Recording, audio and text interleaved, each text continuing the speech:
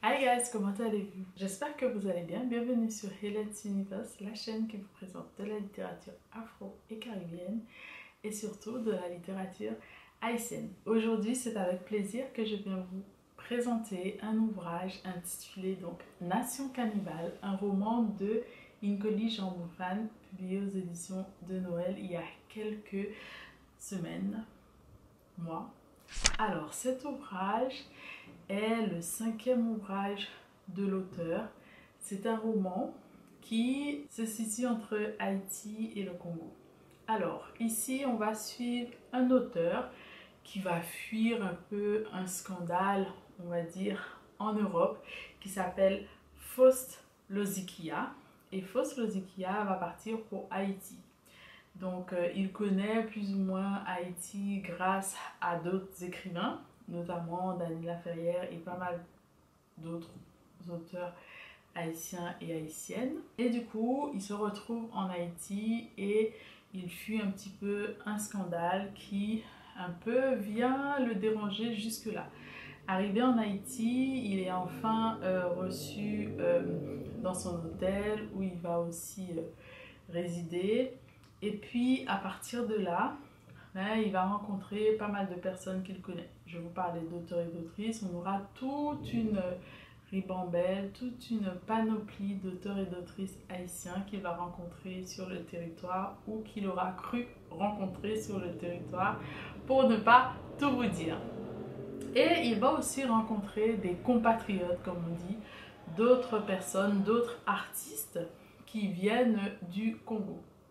Et c'est avec plaisir qu'il va converser avec ces auteurs, ces artistes, pour pouvoir avancer, notamment dans la compréhension du pays, Haïti, qui n'est finalement pas si différent que son pays qu'il connaît, le Congo. Alors, c'est avec grand plaisir qu'il va nous donner pas mal de citations que moi j'ai beaucoup aimé. Il y en a deux que je vous laisse aller découvrir, que j'ai adoré, notamment de Franck Etienne et aussi de Fiston Mwanza Mujila.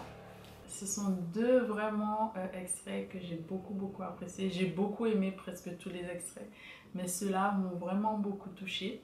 Et à travers cette histoire, on va rencontrer pas mal de personnages, des lois, des divinités dans le vaudou haïtien, d'autres croyances, notamment avec les faiseurs de pluie, notamment au Congo.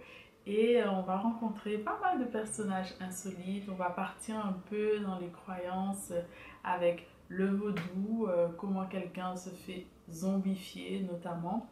Et on a pas mal de personnages, je pense, phares, clés pour apprendre à comprendre ces deux pays qui sont pas si différents et qui sont aussi liés par notamment l'esclavage, car beaucoup de ressortissants haïtiens viennent du peuple dit Congo.